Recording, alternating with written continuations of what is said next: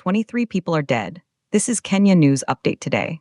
Coming up, you'll discover how overnight rainfall turned Nairobi's streets into rivers and why rescue teams are still searching for survivors in the dark. The death toll from heavy overnight rainfall that triggered severe flooding across several parts of the Kenyan capital has risen to 23.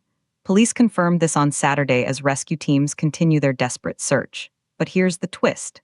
This isn't just a storm. This is a full-blown crisis unfolding in real time.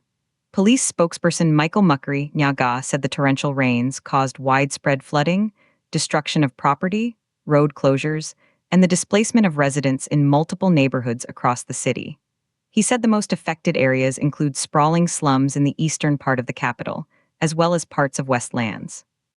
Major transport corridors have also been impacted, with sections of highways and busy roads experiencing flooding that disrupted traffic and mobility. Imagine waking up to find your street is now a lake. That was the reality for thousands of Nairobians this morning. Vehicles were submerged, homes were destroyed, lives were lost, and here's what nobody's talking about. The rain is still falling. Search and rescue missions are ongoing. Nyaga said emergency response teams moved quickly overnight to conduct these missions in affected areas. And then, something shocking happened. 29 people have so far been rescued from different locations and are currently receiving assistance.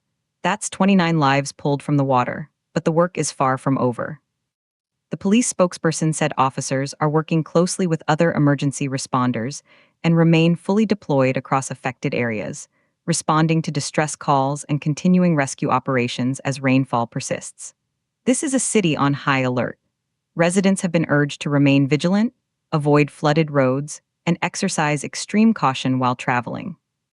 Major roads and highways, as well as several neighborhoods, were flooded, leaving motorists stranded amid widespread disruption on Saturday morning after the heavy downpour left several parts of the city submerged and major roads impassable. The police service, working alongside other government agencies, remains committed to safeguarding lives and property during this ongoing flooding crisis. But here's the part that will blow your mind. This isn't just about one night of rain. Kenya faces chronic environmental issues including deforestation and soil erosion, which can exacerbate flooding. The geography of Nairobi, with its varied terrain, makes certain low-lying informal settlements incredibly vulnerable. When the water comes, it hits the poorest the hardest. The implications are massive. A city of nearly 5 million people is paralyzed. The controversy? Are we prepared for the next one? Some say this is an act of nature. Others point to urban planning and drainage systems. The tension is real. But the most important unanswered question remains, how many more are still out there waiting for help?